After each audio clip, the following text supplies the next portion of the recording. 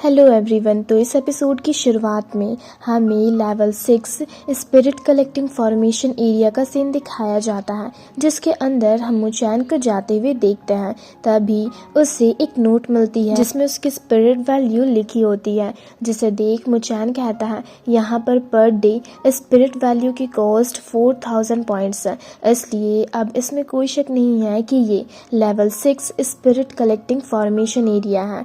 पर यहाँ की स्पिरिचुअल एनर्जी स्पिरिचुअल फॉग में कन्वर्ट हो जाती है, जिसके कारण ये और भी ज़्यादा इफेक्टिव हो सकती है मेरी कल्टीवेशन के लिए। और वो ये सब कह ही रहा होता है कि तभी वो देखता है तो वहाँ पर और भी बहुत सारे लोग धीरे धीरे आने लगते हैं, जिसे देख मुचैन लिली से पूछता है क्या हमारी स्पिरिचुअल पावर को मर्ज करने के लिए कोई एक्सटर्नल कंडीशन भी है। तो लिली उससे कहती है सबसे पहले तुम स्ट्रॉन्ग स्पिरिचुअल पावर कंटेन करने वाली एरिया को ढूंढो, और अगर वहाँ पर एक डीप लेक होगा तो वो और भी बेहतर होगा। जिसे सुनकर मुचैन आगे जाते हुए कहता है ज़रूर स्पिरिट कलेक्टिंग फॉर्मेशन के सेंटर वाली जगह सबसे स्ट्रॉन्ग स्पिरिचुअल एनर्जी को कंटेन करती होगी। और ये सब कहने के बाद वो स्पिरिट कलेक्टिंग फॉर्मेशन के सेंटर की ओर जाने लगता है, और वहाँ पहुँचकर वो देखता है तो सामने एक नदी भी होती है, जिसे देख वो लिली से पूछता है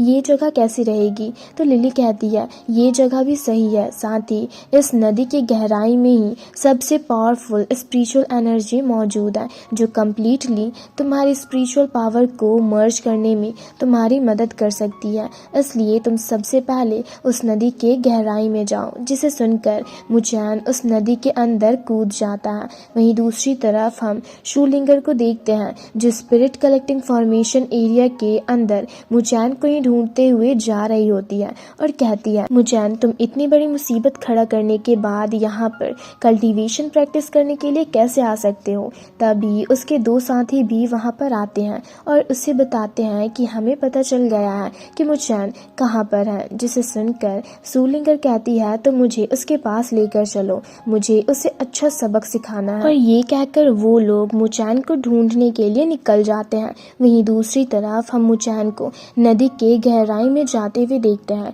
जहां लिली उससे कहती है ये जगह तुम्हारी प्रैक्टिस के लिए सही है। जिसे सुनकर मुचैन वहां बैठ जाता है और लिली को मर्जिंग प्रोसेस स्टार्ट करने को कहता है।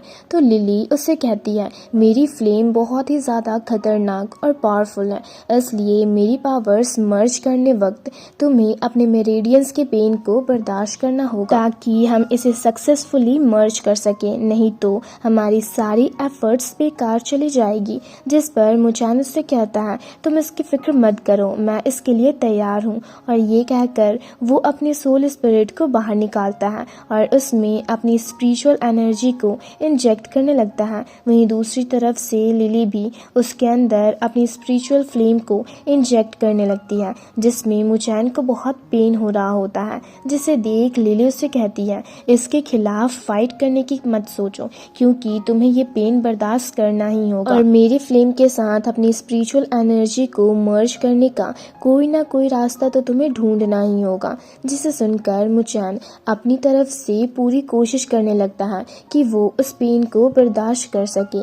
ये देख लिली भी उससे कहती है बस थोड़ा सा और बर्दाश्त करो, क्योंकि इस नदी की वाटर प्रेशर मर्जिंग प्रोसेस को काफ़ी कम वक्त में कंप्लीट करने में तुम्हारी मदद करेगी। जिसे सुनकर मुचैन मर्जिंग प्रोसेस के दर्द को बर्दाश्त कर लेता है, जिससे हम देखते हैं कि उसकी स्पिरिचुअल एनर्जी लिली के स्पिरिचुअल फ्लेम के साथ मर्ज होने लगती है, जिससे उसकी मेरिडियंस पहले से काफ़ी ज़्यादा स्ट्रांग भी हो जाती है, जिसके कारण उसे काफ़ी ज़्यादा पेन भी हो रहा होता है। और लिली के कुछ स्पिरिचुअल फ्लेम्स को अपनी स्पिरिचुअल एनर्जी के साथ मर्ज करके काफ़ी खुश होकर कहता है फाइनली मैं अपनी स्पिरिचुअल पावर को तुम्हारे स्पिरिचुअल फ्लेम के साथ मर्ज करने में कामयाब हो ही गया। जिस पर लिली से कहती है ये तो बस मेरी थोड़ी सी पावर्स थी, पर फिर भी तुमने इस ट्रिक को काफ़ी जल्दी ढूंढ लिया, जो कि कमाल की बात है। जिसे सुनकर मुचैन कहता है तो ठीक है, अब आगे की मर्जिंग प्रोसेस को स्टार्ट करते हैं।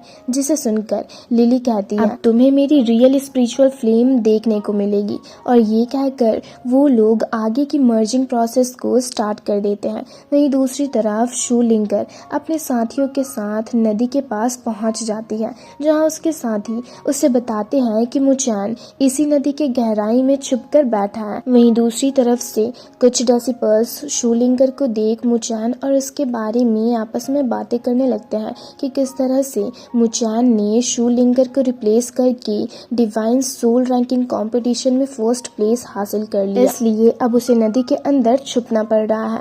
वहीं दूसरी तरफ शूलिंगर का एक साथी उससे कहता है, मैं अभी उस मुचैन को बाहर लेकर आता हूँ। तो शूलिंगर उससे कहती है, नहीं, हमें यहीं पर उसका इंतजार करना होगा, क्योंकि वो जरूर नदी के गहराई में कल्टीवेट कर रहा होगा। वहीं दूसरी तरफ लिली मुचैन को अपने स्पिरिचुअल फ्लेम पास करना बंद कर देती है। तो वो उससे कहता है, क्या हुआ, तुम रुक क्यों गई, मैं अब भी इसे बर्दाश्त कर सकता हूँ। जिस पर लिली से कहती है, ये ऑलमोस्ट कंप्लीट हो ही गई है, इसलिए अब तुम्हें मेरे स्पिरिचुअल फ्लेम को रिफाइन करके उसे स्पार्क में कन्वर्ट करने की कोशिश करनी चाहिए, ताकि जब न्यू स्पिरिचुअल पावर तुम्हारी बॉडी में एंटर करे तो वो ऑटोमेटिकली उस स्पार्क के साथ रिफाइन हो जाए और मर्ज होने के बाद खुद ही स्पिरिचुअल पावर में बदल जाए। जिसे सुनकर मुचैन उससे कहता है, मुझे तो इस कल्टीवेशन मेथड के बारे में पता ही नहीं था, तो बताओ अब मुझे क्या करना चाहिए। तो लिली उसे अपने स्पिरिचुअल फ्लेम को रिफाइन करने का प्रोसेस बताती है, जिसे सुनकर मुचैन रिफाइनिंग प्रोसेस को स्टार्ट कर देता है। ये देख लिली उससे कहती है, तुम अपने स्पिरिचुअल पावर को काफ़ी फास्टली कंज्यूम कर रहे हो और अगर तुमने इसे कंटिन्यू किया तो ये खतरनाक हो सकती है, इसलिए सप्लीमेंट के तौर पर नदी के स्पिरिचुअल पावर को तुम्हें यूज़ करना चाहिए। जिसे सुनकर मुचैन नदी के स्पिरिचुअल पावर को एज अ सप्लीमेंट यूज़ करने लगता है, जिसके कारण नदी में एक भंवर क्रिएट होने लगती है। जिसे देख कुछ डिसिपल्स कहते हैं, मुझे तो यकीन नहीं हो रहा कि ये मुचैन कल्टीवेशन करते हुए ऐसा सीन भी क्रिएट कर सकता है। मुझे तो लगता है ये मुचैन कोई आम कल्टीवेटर नहीं है। वहीं शूलिंगर मुचैन का इंतजार करते हुए कहती है, आखिर वो कर क्या रहा है। वहीं दूसरी तरफ हम देखते हैं मुचैन नदी के स्पिरिचुअल एनर्जी को एज अ सप्लीमेंट यूज कर रहा होता है, जिसके कारण उससे लिली के फ्लेम को रिफाइन करने में ज्यादा दर्द भी नहीं होता और वो सक्सेसफुली ऑलमोस्ट लिली के स्पिरिचुअल फ्लेम को रिफाइन करके स्पार्क में कन्वर्ट भी कर लेता है। वहीं दूसरी तरफ शूलिंगर को मुचैन पर काफी गुस्सा आ रहा होता है और वो कहती है, आखिर वो अब तक बाहर क्यों नहीं आया और वो कितनी देर तक कल्टीवेट करेगा। जिस पर उसका एक साथी उससे कहता है, कहीं उसे पता तो नहीं चल गया कि हम उसे ढूंढ रहे हैं, इसलिए वो जानबूझकर नदी के गहराई में छुपकर बैठा हो। जिसे सुनकर शूलिंगर को काफी गुस्सा आता है और वो गुस्से से नदी में अटैक करते हुए मुचैन को बाहर आने को कहती है। जिसे देख मुचैन कहता है, आखिर ये है कौन जो इतना रूड बिहेव कर रही है, और ये कहकर वो नदी से बाहर आते हुए शूलिंगर पर अटैक कर देता है, जिससे वो पीछे की ओर चली जाती है और कहती है, क्या तुम ही मुचैन हो। तो मुचैन कहता है, हाँ। तो वो उससे कहती है, मेरा नाम शूलिंगर है और तुम्हें तो पता ही होगा कि मैं तुम्हें क्यों ढूंढ रही हूँ। जिस पर मुचैन उससे कहता है, नहीं, मुझे नहीं पता कि तुम मुझे क्यों ढूंढ रही हो।